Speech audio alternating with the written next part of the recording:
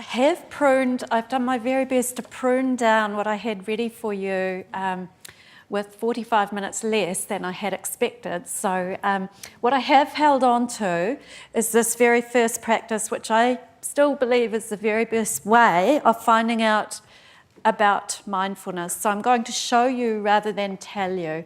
So you've got, hopefully, each a little shot glass with 3 objects in it. And I want you to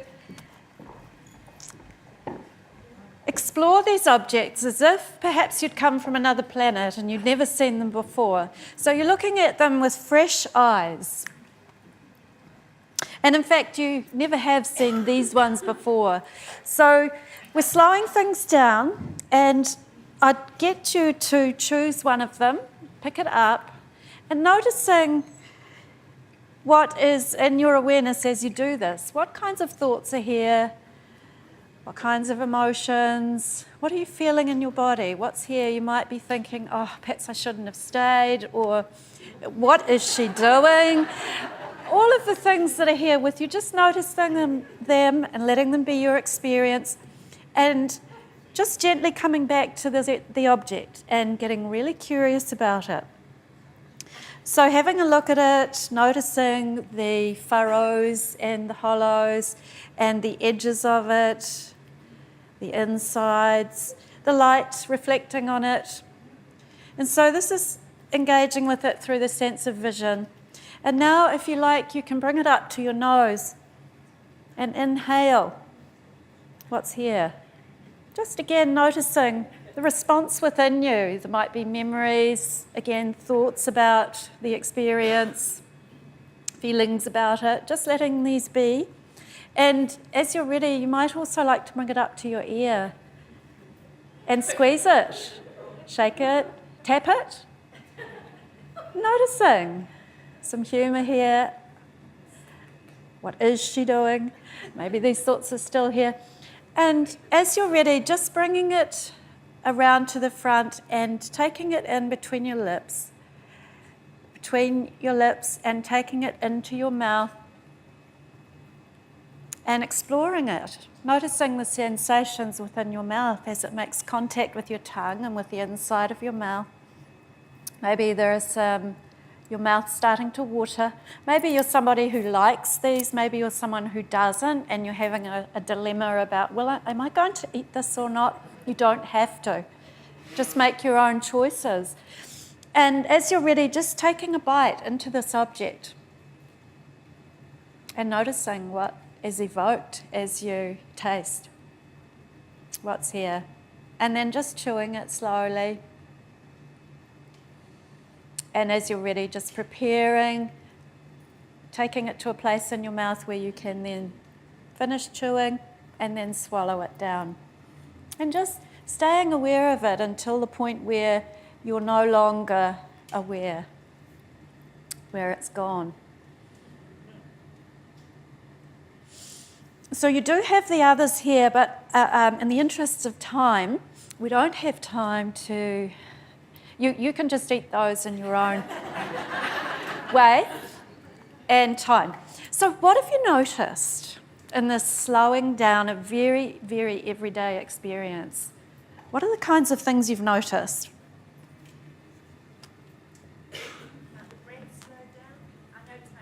Your breath slowed down, yes. Yes, yes, yes. Yeah. I'm sorry, you'll have to call out really loudly. Yeah, the taste was quite intense, and it was better at one point than another. Yeah. So what we're noticing is how we work, how our minds and our bodies work. We make judgments, we like things, we don't like things. When we slow down, we notice our physiology slows down, as long as we're in a safe situation. Other things? It has volume. Sorry? It has volume. Yes, indeed. Yeah. Anybody have memories of the little red packets? Yeah?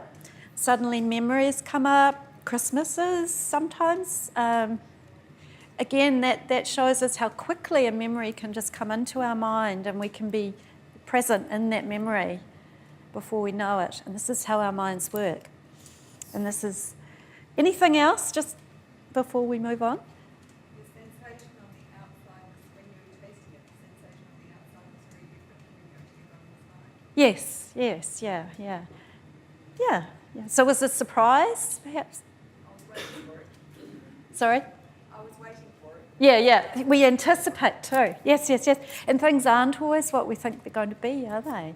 This is why we didn't use the name raisins at first, because when we name things, we might be going to see the same doctor that we've seen 3 times before and it hasn't gone so well, but today might be the day where we have a good interaction. We anticipate, our minds anticipate. And I think this is where, thank you for this. I'm slightly rushing it, and really I'd like to be able to give you a feeling of spaciousness and a sense of spaciousness, but we don't have the time for that. And I've just lost my thought. Okay, I think where what I'm talking about fits in, it fits in beautifully with, as everything today has, but I'm talking particularly about the mind-body connection too. And perhaps a little more about the mind than the biochemistry and some of the incredibly fascinating things we looked at this morning. But mindfulness is very much about the mind and the body working together. Now, the program that I teach as part of Mindfulness Auckland is the mindfulness-based stress reduction program that John Kabat-Zinn brought in 1979. He was a molecular biologist, a PhD, so a scientist through and through, but he was on a Buddhist meditation retreat and he decided that he'd like to bring in these concepts, which are actually universal concepts, and he set up a secular program, set up in the basement of the Massachusetts hospital and invited people to come to be referred by their doctors or to come, people who were living with various conditions that everything had been done for and they had been told, you're going to just have to learn to live with it. So John Kabat-Zinn's, his mantra, which is very similar to what Liz was saying before, is that we are all geniuses when we let ourselves be. So mindfulness is very much about helping us recognise our own genius and our way to manage and live with the full catastrophe of life, as he described it. So this book came out, the program started in 1979, this book came out in 1990, and it's been very, very exciting to see in February this year that John Kabat-Zinn and his brand of mindfulness, which has totally changed so much of Western medicine, was on the cover of Time.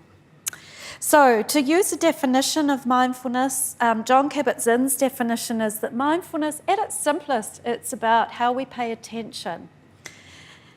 And it's paying attention in a particular way, on purpose, in the present moment, and non-judgmentally. Now, I teach this program to people living with all kinds of difficulties, whether it be anxiety or depression that's chronic in their lives, or a burnout situation, or a cancer or a chronic pain condition. And this coming to learn that we can work with our attention when we're feeling overwhelmed or flooded by fears of the future or memories of the past, which is what we realise our minds do so much of the time. We can tune into what is here and learn how to be with it differently. Now, I've pruned my slides. Somebody noticed that she noticed her breathing slowing down, which is indeed what happens. These are my little twins 20 years ago. Focus. And you only have to look at a small child to see that intense concentration and fascination that can be there. And this is the kind of attention that we're cultivating when we practice mindfulness. And in a difficult situation, we might be, say, hooked up to a drip, and we're feeling sad, feeling lonely. There is a description of a woman in one of the books that I refer to, and she's sitting there with the drip away from her family, having treatment in a hospital, focusing on how awful it is. And she found a way over time just to broaden her focus so that she could hear children going by outside, and her take on the fluid and the drip coming into her arm was not that it was so awful, but it was life-giving, and it was a helpful thing. So it's not just accentuating the positive, it's actually opening up to what else is here in the moment. So we're just going to skip a lot of... When we're teaching mindfulness and practicing mindfulness, we usually start with the breath, because we as long as we are breathing, there is more right than wrong with us. And our breath is always here, it goes everywhere with us. And with some exceptions, perhaps people who have asthma or another reason for feeling anxious with their breathing, we help people just to bring the focus back to the breath. And the mindfulness practices, which are more sustained, which is what we then call meditation, we're practicing bringing our attention back to the breath and back to the breath. And when it wanders away, that's usual, and we bring it back to the breath. And in this way, we can drop below thought and those troublesome thoughts that we all have. The ruminations, which are the thoughts that go over and over, or the thoughts that we don't want to go near. And in the course of the 8-week program that we teach, people get to see in quite a lot of detail. We get to see what our habits and our patterns of mind are, and where they add layers of suffering to our experience. Same for all of us. Things that we're anticipating or we're going over and over, and why. I call it why mind. Why is this happening? Why can't I get this right? Why can't I? Why? We can learn to notice that and take a bigger perspective, because there's more to this situation than that. So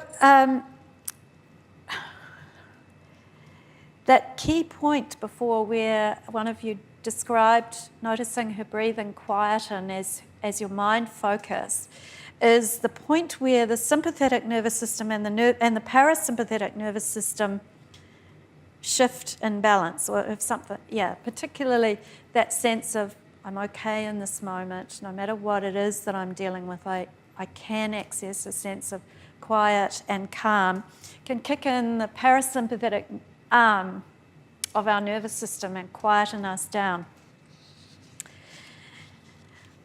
And I'm thinking I'll just keep skipping over things, so do forgive me for this seeming perhaps a little jumpy and not smooth. There are 3 aspects of mindfulness practice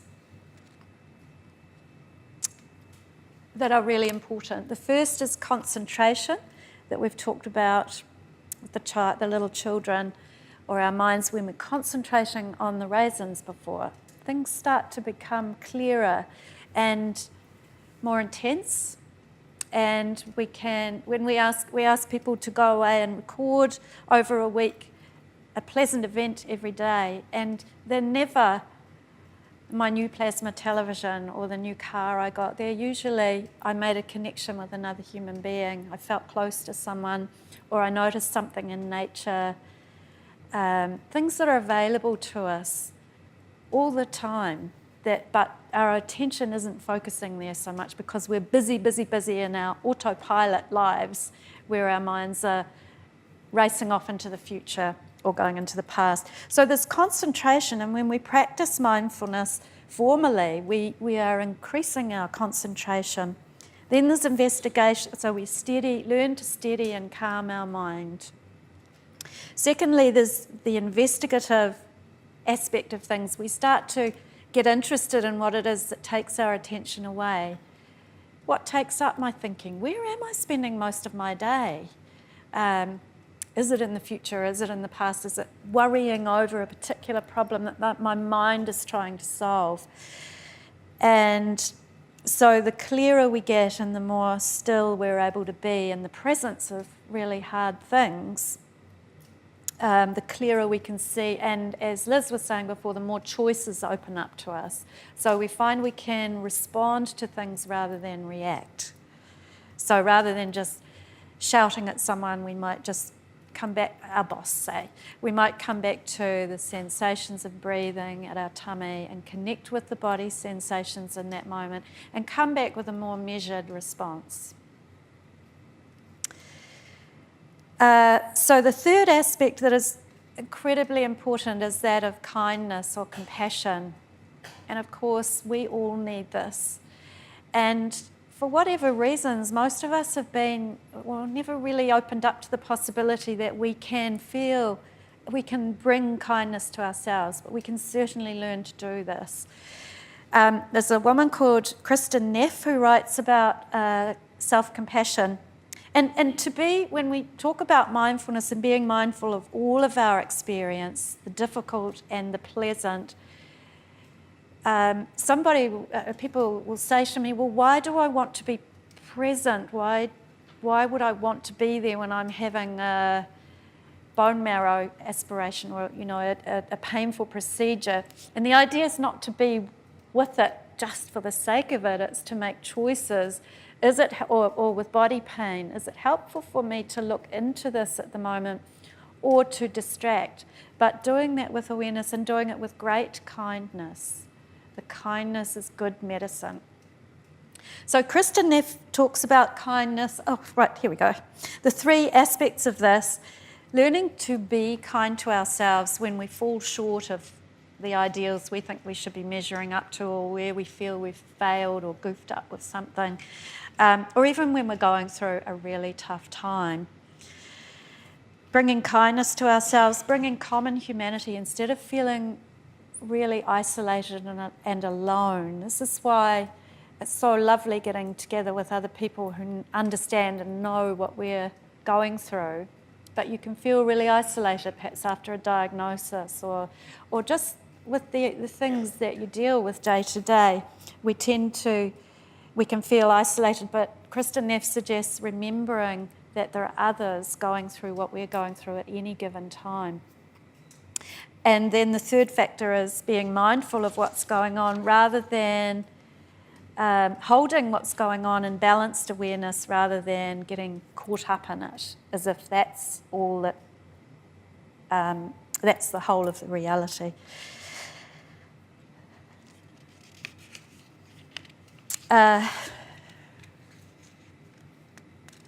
really isn't time to go into the research. There is a lot of research. This is why I am so committed to the MBSR program, or the Mindfulness-Based Stress Reduction program. That there's a lot of very powerful research that has accompanied it. And this is where we could talk about the things that our other speakers have been talking about this morning, the interface between mind and body. And one of the early studies was where people who were in the light box for psoriasis treatment were listening to meditation. So they were going in 3 times a week, and they had a control group that didn't have the meditation playing. And their psoriasis healed up 4 times faster than the people who weren't listening to the meditation tape. John Kabat-Zinn said he didn't believe it. It was such an extraordinary result and so strong, such a strong effect. Also in 2000, there's a lot of other research that shows beneficial effects of practicing mindfulness on psychological well-being, decreased anxiety and depression, decreased burnout, and increased well-being, and then on physical symptoms as well. And there really isn't time to go into this. Will people get a copy of the PowerPoint? Or This talk will be accessible on the video, so it's not necessarily a copy. Oh, okay. Yeah, well, I'd be happy for that, because there are some good figures, or there's a good summary of, in the UK, for example, the Mental Health Foundation there has looked into all the studies of mindfulness and mindfulness meditation, and they've summarised the benefits, which are considerable, to the extent that in the UK, the NICE, the guidelines for good treatment of depression include, the NICE guidelines are for all kinds of things, but for depression, mindfulness training is recommended. I'll just perhaps talk to you about some of the, and there is research that shows changes in the grey matter in the brain. Some of that is showing increases in the frontal lobes, which are our more, you could say, our wisdom and our thinking capacity, and decreases in the structure of the amygdala, which is in the middle of the brain, which is like our burglar alarm, or the brain's alarm system when we're frightened of something that's actually there or something that might happen. Because unfortunately, unlike animals, as humans, we anticipate, and sometimes that's realistic, and we want to hold a realistic concern in our imbalance, but we can overestimate. Perhaps if we hear a sound in the night, and if we've been watching a horror movie, we're going to over-anticipate who that might be or what that might be. Anyway,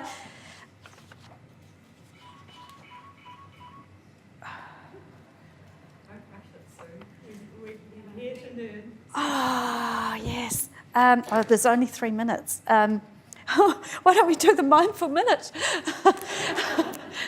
With the mindful minute, that is something, I mean, the most important thing, where do we actually begin? If somebody comes to see me and they're experiencing a lot of anxiety, a lot of distress, and it's going to take some time to influence this, the first thing I might suggest to them, and we might do that in the room, is just pause and bring our attention back to our breathing and back to the body and what's happening in the body. Similarly to what Liz was doing before with the bringing into our awareness what's going on. Am I feeling tight in my chest, or what's happening? And we just stay with it and come back to the breathing.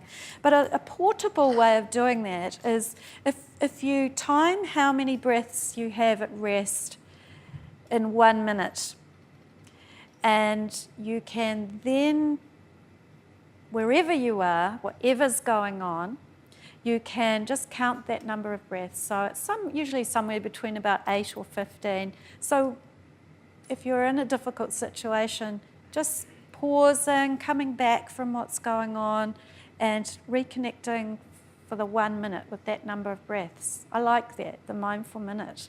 And that can often, even just that little moment of pause, can often change things and the way things are going to go from here quite considerably.